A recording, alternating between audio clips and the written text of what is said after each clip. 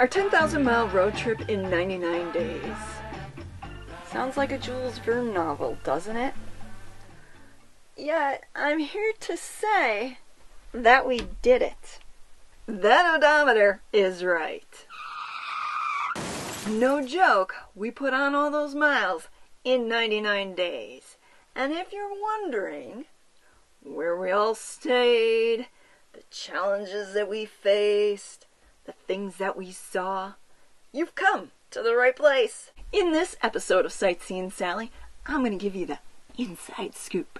Spill that tea, if you will, sharing highlights from each of the states we visited, including some never-before-seen footage of things we experienced on this trip. Some of it was pretty crazy, but I don't want to get ahead of myself. Let's jump into that virtual time machine, shall we, and see what we were doing 6 months ago. And so the adventure begins. I just wanted to pop in real quick to let y'all know we're finally hitting the road. And as you can see, Mocha is raring and ready to go. Little Leo, on the other hand, isn't quite sure what to make of all this. But I'm sure by the end of this trip, he'll be a fully seasoned traveler. What's the matter, Leo? What's going on over there? You sporting a new dude? Huh? Huh, buddy? As you can imagine, this past week has been a flurry of activity. It's just been crazy hectic. Monday, I spent the day filming the update on what happened to Sightseeing Sally. Tuesday, we had to go to the accountant and get our taxes done. Wednesday, I took a break and went with Marty over to Loyal, Wisconsin, where I filmed. Thursday, Friday, Saturday was just going like gangbusters, packing, hitting the post office. Marty had several doctor's appointments. We had to stop at the vet. You know, it was just nuts trying to get everything done. And then we decided to stop off by my parents and say goodbye to them. Now we're finally on the road. And where we're headed is anybody's best guess. In typical Sightseeing Sally fashion, I waited until the very last minute. We haven't even figured out for sure if we're going to go south down into southern Illinois first, or if we're going to veer off and go through Missouri. Weather-wise, it's a horse apiece. It really doesn't matter. Both areas are forecasting rain for Monday, but then not too bad the following days. Anyways, stay tuned. There'll be a whole lot more coming your way as we set out on our most epic adventure yet. Right, Marty? Allegedly. Allegedly is right. Try as you might when setting out on a journey of this magnitude, you never really know what you'll encounter along the way. The people you meet, what sights you see, the places you stay, and the struggles that inevitably come your way. Those stories are all still waiting to unfold. And no matter how much or little you plan, there's no way to adequately predict just how your road trip will turn out.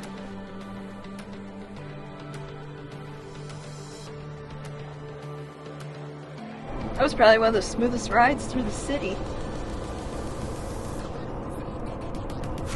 That's because you got a smooth driver. Yes, he is. He is smooth. Smooth operator. Remember when you told me you could fix anything, even a broken heart? Man, I was a liar. Looks like this is it. Our accommodations for the night. It's the mainline rest area off I-57 heading south, and it's pretty basic. Out of all the rest areas, I would rate this probably a 5 to a 6, mainly because Marty had said in the men's restroom somebody had on the floor next to the toilet like twice, left a nasty old mess. And then in the women's room, in the handicap stall, I had noticed this morning somebody had taken the toilet paper and just like threw it all around.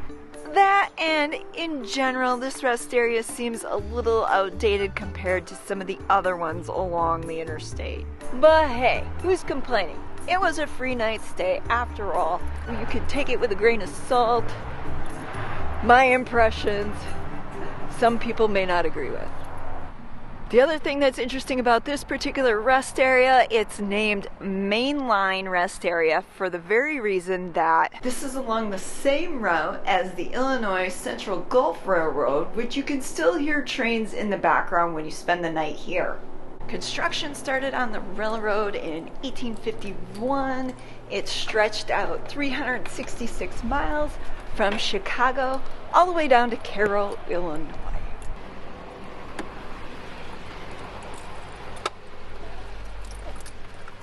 I think we're ready to hit the road.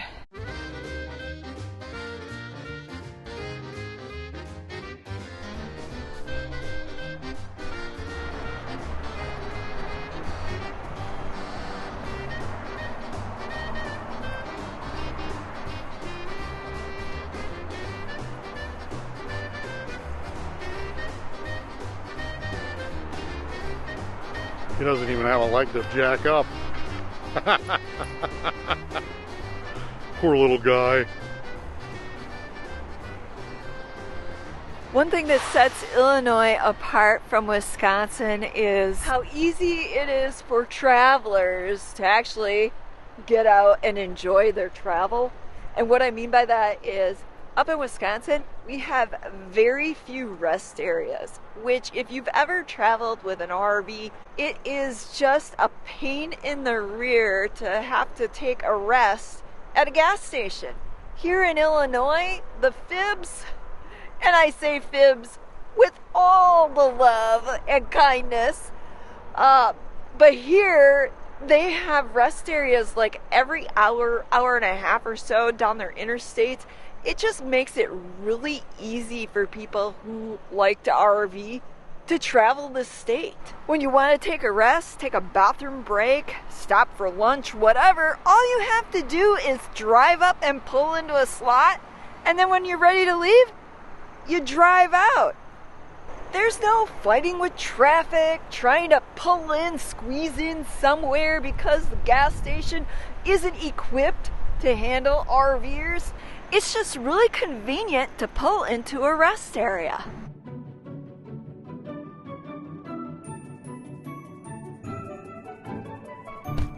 If you can avoid the tolls, don't mind hanging out with fibs, Illinois makes the perfect state to travel when you're RVing. Pretty loose with the word fibs when you hang around with enough people from Illinois. Hey, I said earlier that I meant it with all the love and kindness out of my heart. It's just a term that Wisconsinites like to throw around. I bet your mom taught you that. My mom? Yeah, right. Maybe your dad. Back then, you probably really didn't understand what it was for. And honestly, I don't even know why there's such a big to-do about people from Illinois coming up to Wisconsin. Green Bay Packers and the Bears. Yeah, well, I'm not a fan of either one, so. Well, that's the big thing, you know, rivals. Yes, the rivals, but a lot of people gripe about people from Illinois, and they have no reason to. Rivals or not, over the years we've come to appreciate all that the Prairie State has to offer. So we continued south to Ferncliff State Park, where we set up camp. From there, over the next several days, we explored a small Ohio river town in southern Illinois, known as Golconda. Wrapping up filming there, we had no idea that the very next day we would be dealing with the first of several challenges we'd encounter on this 10,000-mile road trip. There's a waterfall here. We're gonna go check it out. Right, Marty? I can handle it. I don't think he's talking about the trail itself. It's more like the weather. We got a major cold front come through, and it's what, probably like 30 degrees today, but the wind chill feels much colder than that. Not exactly the ideal weather to be out taking a hike. This is really neat. I didn't realize how beautiful the terrain was here in southern Illinois till we started coming down here and exploring it. This reminds me of back home down by Maribel Caves. They have this sort of thing over there, but maybe not quite as immense. Look at here. Maybe there was rocks in there at one time, or water was running and rolling rock in there, or water did that. It's pretty neat. You know, the whole thing is like that. That's the direction we just came. The path does go along around that way, but we're gonna head up over this way. This is our first time here, so this is an adventure. We have no idea what to expect, other than I had read that there was a waterfall, and obviously you saw that at the trailhead. You can see over here, right up there, there's metal hooks, and they go all the way up to the top. So they must do rock climbing here. I'm sure there's a sign, we probably just missed it. The sign is telling us that we can only stay to the trail.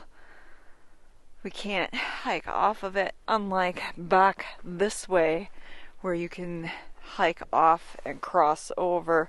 We've seen several areas where people have done that. I assume it's like that because of the caves all along here. I see quite a few of them.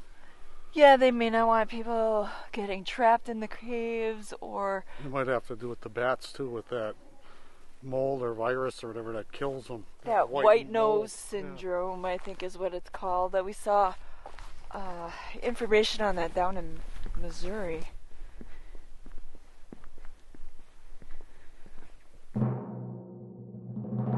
Here you go, sightseers. Here's the waterfall.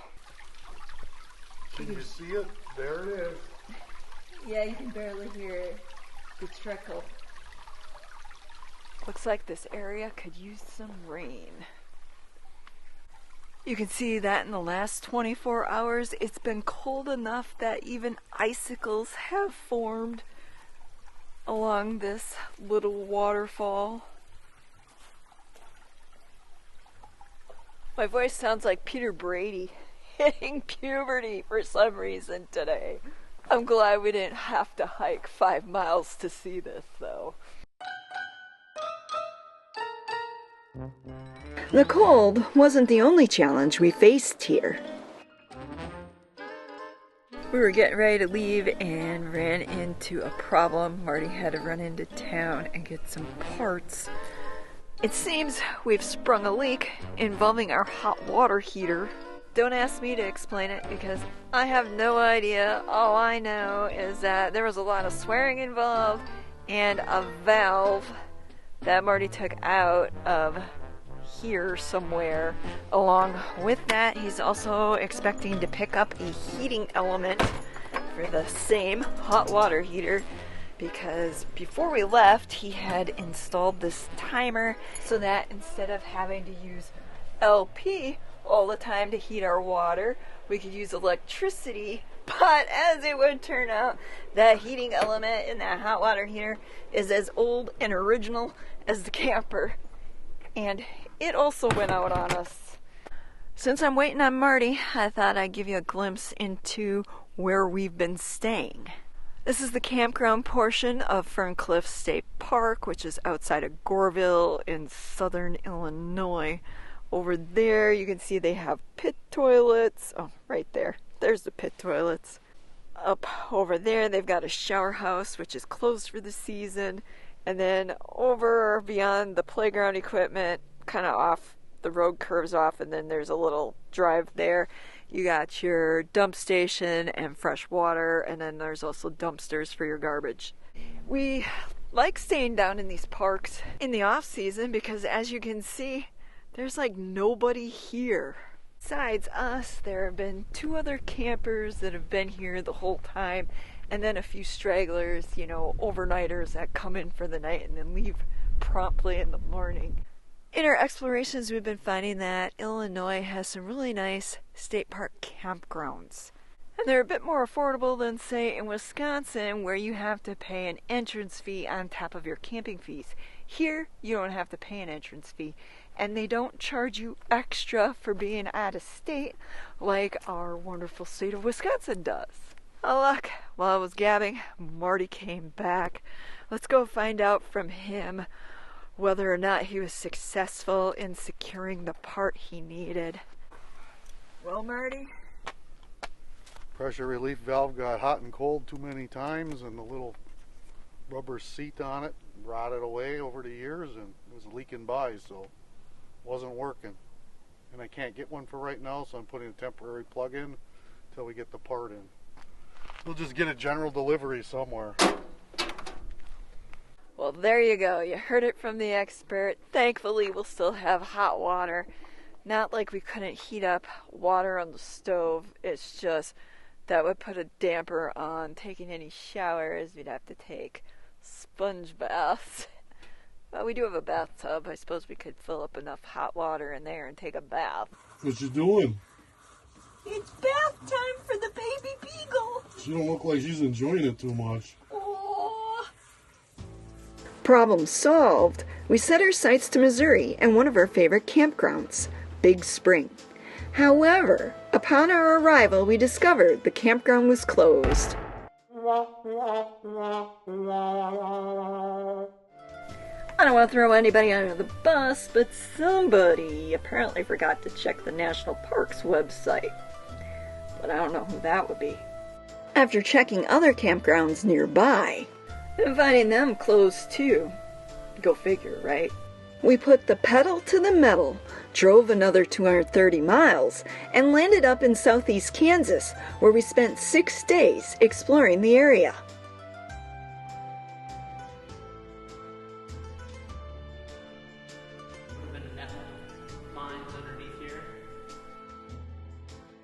From there, we drove to Oklahoma, where we discovered Jet, a small town in the middle of nowhere and only a few miles from our campsite. A quick tour, an overnight, and by morning we were on our way to Texas, and probably the most hair-raising, adrenaline-pumping part of our road trip. Well, now that I think of it, there are a few more moments that probably would qualify for that too. But before I spill any more tea, I've got a few shout-outs to give. You'll have to bear with me. I have a bit of a list. I got a little behind because I was filming ahead and wasn't always checking. So, these are the people I want to thank for tipping our trip jar. Amy and Phil from California, Homer from Virginia, Sue and her beagle Belle. Yep, Sue tipped our trip jar and Belle tipped Mocha's treat jar. Then we've got Rob and Linda from Ohio, Paul from Michigan, Richard from Tennessee, and Jack from Maryland. Thanks, guys, for tipping that trip jar. Because of you, we're able to get out and film some really awesome places. I'd also like to give a special shout out of thanks to those of you who became patrons on Patreon during that time. And that would be Jack from Maryland, once again, Doug S., Reese Park 99, and August H. Thank you so much. We appreciate all of you. Those of you who joined us on Patreon, those of you who tipped our tip jar, and of course all of you watching, our regular viewers. We appreciate it. It's because of you that we're here, and again, can't say it enough. Thank you. Oh, I got one last thing I want to say thank you for, and that is I got this really cool picture sent to me from Jack from Maryland. He sent a couple of them. Actually, one of them so large I couldn't even get it out here. So, thanks so much, Jack. We really appreciate it. Now, let's get back to those stories, shall we? You can see the glow of the wildfires south of us and northeast of us.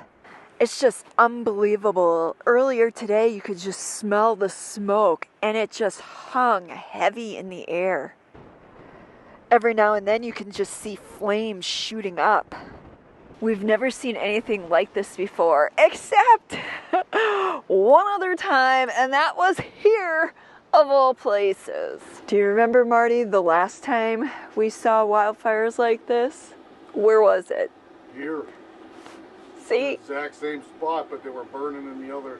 They were going northwest instead of northeast. Yeah, surprise, surprise. We weren't expecting this. We had no idea it was going to be like this, and we thought, should we stay? Should we go? And what's your verdict? We got insurance. And yes, it is a whopping 37 degrees. It dropped 40 degrees in a span of what, an hour, Marty? Hour and a half. In an hour and a half.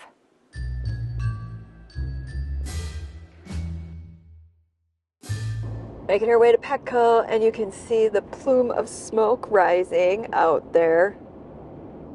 Evidence that the wildfires are still burning just outside of Fritch.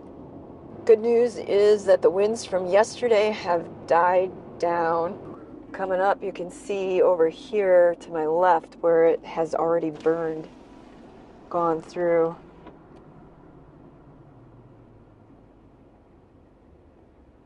That's how close it was to town. You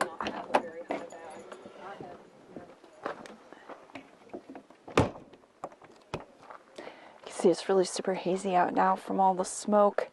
The wind died, so it's just kind of hanging in the air. We ended up having to take a very different route to Petco and do our errands, get the dogs all groomed up, because they had 2 of the highways shut down because of the fires. I say fires because officially there have been 2 affecting this area, the Smokehouse Creek and the Windy Deuce. It smells a lot like a campfire that's been doused. We're thinking that they've probably put out the fire, at least around here. It's probably moved on and they've put out what they can, but we don't know that for sure. As a result, we're keeping the truck in a ready position. That way, if we would need to exit quickly, we can hook up and leave. It's kind of crazy. When we were driving here, the wind picked up. It wasn't supposed to be windy. However, you know how it is with the weather forecast. It never is what they say it's going to be. And it started picking up really right shortly after we got on the road as we were heading here. And as we were getting closer, we had, crossed from Oklahoma into Texas and started to see these big billowing clouds of what we thought was dust. But now, looking back, it had to have been smoke coming from the Smokehouse Creek fire, which, from what I understand, burned right through the area that we drove into Texas. Here, let me show you on a map. We came in this way here, and I had read on the news reports that the fire had gone by Pampa and also up towards Canadian here. It just kind of swept through this area. And apparently the town of Borger was also completely surrounded by fire. According to one of the reports I had read, that all the major roads going out of town were closed off at one point because of the fire. The other fire, the Windy Deuce fire, was affecting Fritch, which is right here, and that actually impacted our ability to get to Amarillo this morning. We wanted to go, because we're up over here, we wanted to come down this way to get to Amarillo. When we got just into Fritch here, we were told that we couldn't go down this way, that we had to turn back. We basically had to kind of find our way going up through Sanford and then up and around using some back roads, some Texas back roads to get down to Amarillo.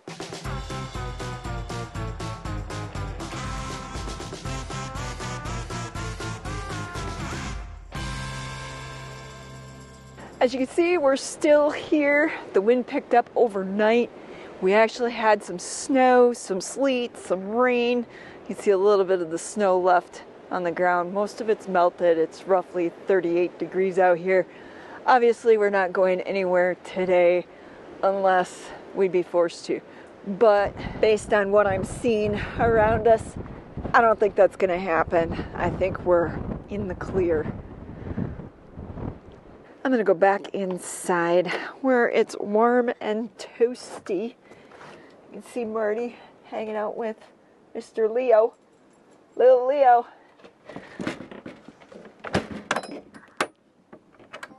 The next day was my birthday. Thinking we were in the clear, we drove back to Amarillo for a little birthday fun. When Marty asked me what I wanted to do to celebrate my birthday, I said I wanted to come to the Big Texan. Where else? Deadeye. What are you shooting at? Oh, look at him. He's spraying stuff. But then, a day later, this happened. We're making a hasty exit from Lake Meredith. Another wildfire broke out, and this one is just too close for comfort. In the time that we ran to Walmart, what was that, about an hour, hour and a half? This fire broke out, and we were trying to make our way back. We almost couldn't get back to the dogs and our camper, and it's like, you know what? This isn't worth it. We're heading out. We're done. So, and I think that's the smart thing, because we don't need to be here causing extra trouble for the people that have to deal with this situation. Honestly, it's not worth the risk to our life and health and our babies. Thankful we had gotten out unscathed, we busted out the snacks, had a few laughs, and made tracks for the west. What? You said you're gonna raise some? Trying.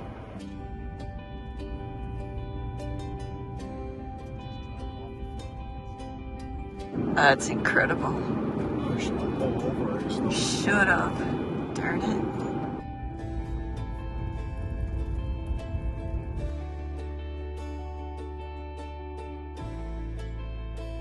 After our hasty exit from Texas, we just kept on driving.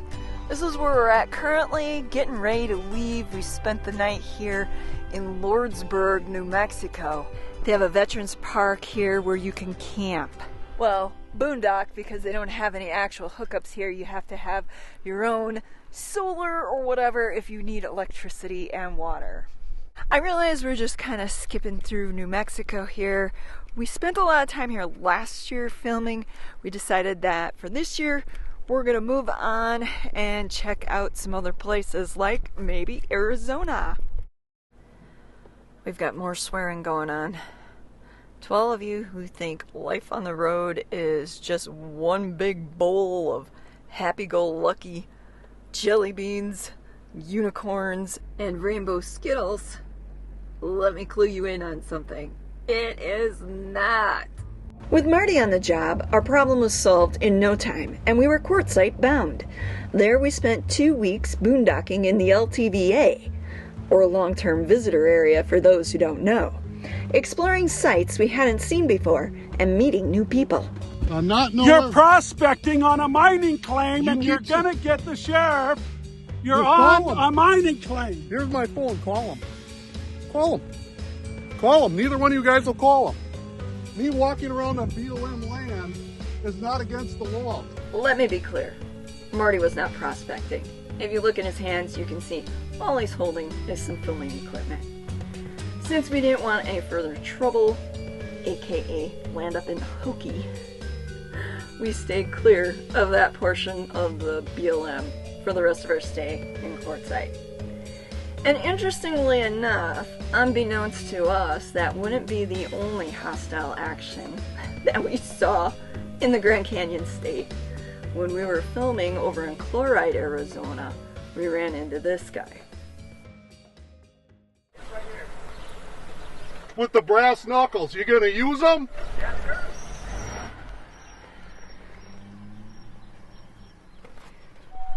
Okay, sightseers. This is why I was feeling a little apprehensive, because this one guy seems to think I was out filming his house. In reality, I wasn't even looking at his house. It's possible they get a lot of tourists that come here looking to check out an old mining town, and maybe some of those tourists don't always respect boundaries. I don't know. Anyways, just an observation. I'm kind of feeling a little on edge myself, like I need to be watching for people that aren't too happy about me coming in their town. And he got all up in our face earlier, and now he's causing a scene, so... By the way, we stopped by the tourist center afterwards, and were told as long as we stayed off private property, it was okay to film, and we should just ignore chloride's Karen. And yes, that is what they actually called them.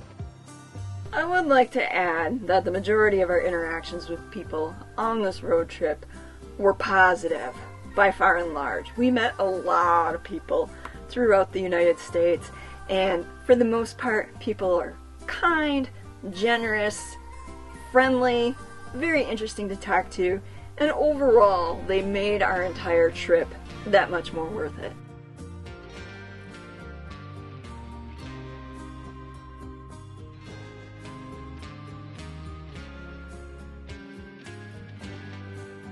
Our next major stop on this 10,000-mile road trip wound up being Nevada, specifically the Lake Mead recreational area. Here we found a campground that put us within reach of so many great places to explore, including one of America's greatest engineering marvels, the Hoover Dam, and a 12-mile kayaking trip down the Colorado River.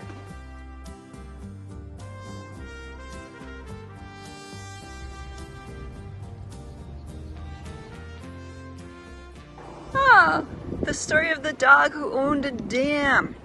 According to the story, the construction crew found this dog as a puppy, and he became their mascot.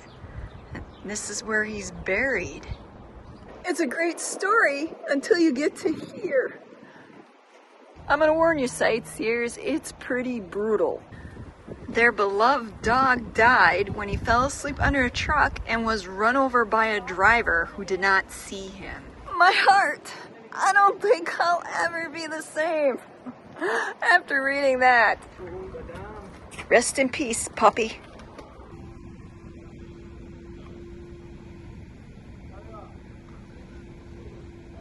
He said this wasn't as freaky when the water was up high. Why don't you get closer?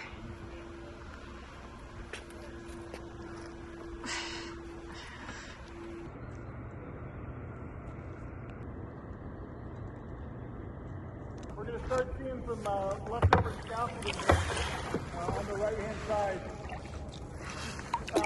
Put this in the back of your brain, because later on today we're going to see more intact scaffolding, and we'll talk about it. But right here is what's left of an old gated station. Awesome. I think he's just showing us a little waterfall over there. Oh, there's the best spot. I'm pretty blind, so. Whew, it's steamy in here. Yeah, they said if I go to glasses. Water dripping out.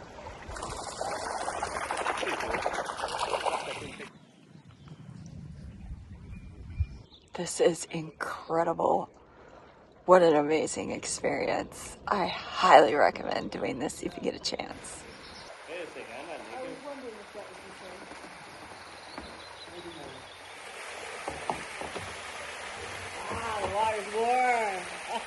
As you can see, it's shaping up to be a beautiful day out here on the river.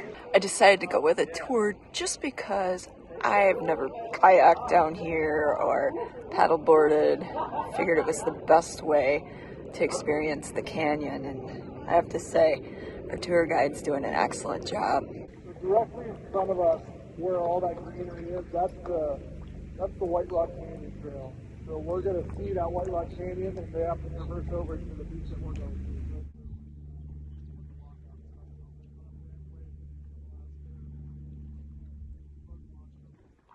Hi there.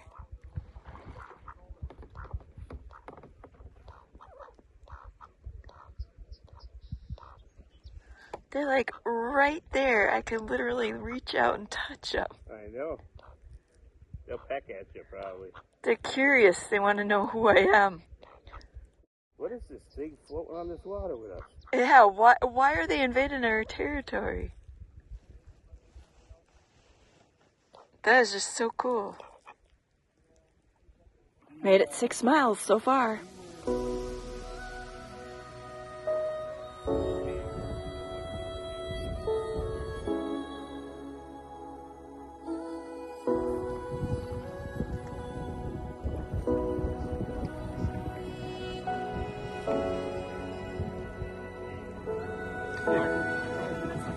And more direct in front of us, and then this whole cave where we can see on the right.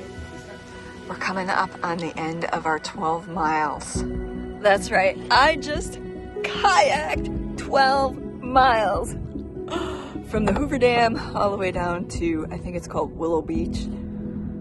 Amazing. It was a trip of a lifetime, and I am so glad I did it. Woohoo! After nearly a month, we said goodbye to the Vegas area and headed north on Interstate 15 into Utah, the Beehive State.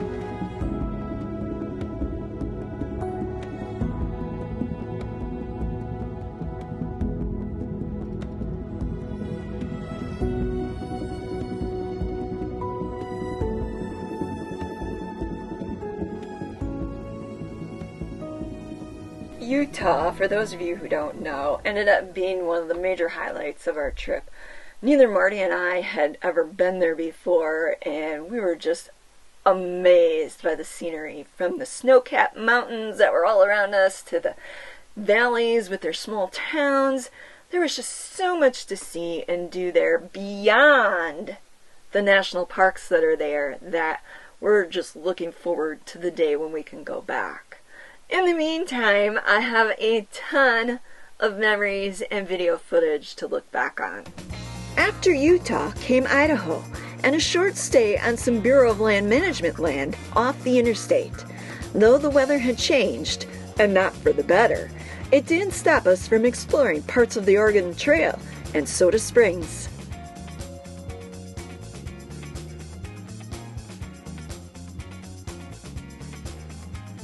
Okay, Montana also ended up being another highlight for us on this trip. Really? I had no idea. Maybe. Okay, maybe I'm getting a little bit dramatic, but you know. It was here that we got to immerse ourselves for nearly 4 full days at one of the best ghost towns we've ever seen, and that was by camping in Bannock State Park.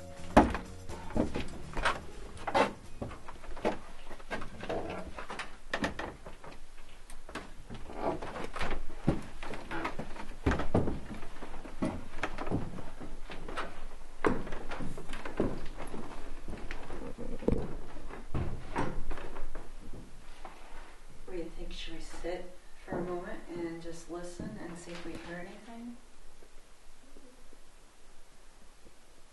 You know, I don't know how much stock I put into the stories, but it would be interesting if we would happen to catch some sort of phenomena by accident here. Not only that, I also got to, for my very first time ever, capture the Northern Lights on film. Well, not on film, on camera. So it was just a really great experience overall. Now there's a point in every 10,000 mile road trip where you start to feel the call of home. It's inevitable.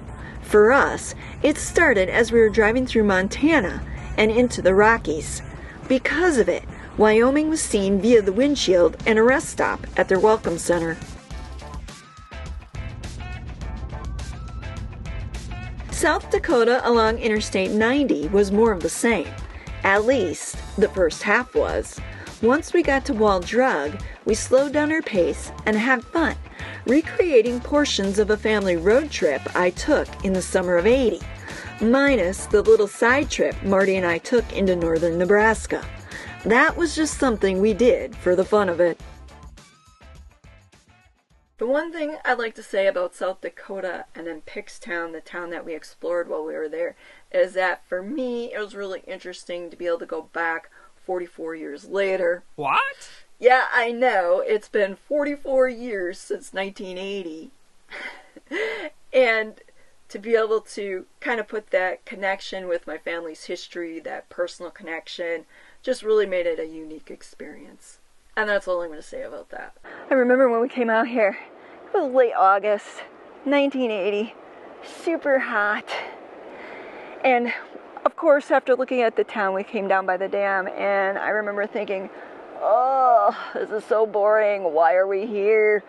Well, looking at it now, totally have a different perspective, especially thinking about the fact that my grandfather worked on the dam. As I had mentioned earlier, he was a steel worker, meaning that he would have chipped and ground down welds, did something with riveting, installed rebar. In a sense, when you think about it, he left his mark here in the dam. There you have it, sightseers. 10,498.5 miles in 99 days. If by chance you have any questions about the trip, leave them down below. We're going to be going live Friday, August 23rd between 7 and 9 p.m. Central, and we'll answer your questions then. Hope to see you all there.